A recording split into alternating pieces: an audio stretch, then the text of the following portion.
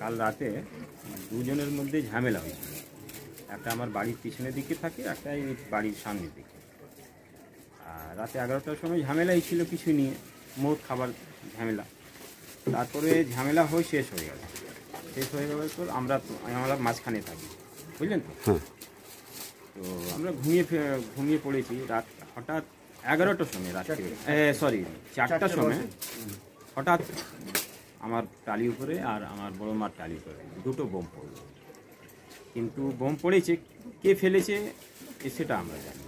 কেন, আমরা ঘুমিয়েছিলাম। হঠাৎ যখন বোম ফাটলো আমরা উঠলাম, দেখলাম চারদিকে ধোঁয়া ধোঁয়া ধোঁয়া ধোঁয়া। বুঝতে পারলাম না কে ফেলেছে, বাস এইটুকুই। স্থানীয় কাউন্সিলরকে জানিয়েছিলেন? হ্যাঁ, কাউন্সিলর এসেছিলেন। কাউন্সিলর এসে দেখেছে। থানা থেকে 4টার সময় আমি ফোনও করেছি, খড়দা থানা অফিসার এসে ওরা দেখে গেছে। ওরা বলেছে যে আমরা ইনকোয়ারি করবো, কিন্তু একজনকে ওরা ধরলো। দশরথ বলে একটা ছেলে আছে, ওকে নিয়ে গেছে ওরা। কেন, আমরা কিন্তু কিছু বলিনি, কিন্তু বাইরের ওর পাশের লোক যে বলছে যে ওই ফেলেছে বোম, ওর জন্যই মানে ওদের কথার উপরেই দশরথকে তুলে নিয়ে গেছে অফিসার। আপনার নাম? আমার নাম মোহাম্মদ ইবরার খান। আপনি বাড়ির মালিক? হ্যাঁ, বাড়ি আমি।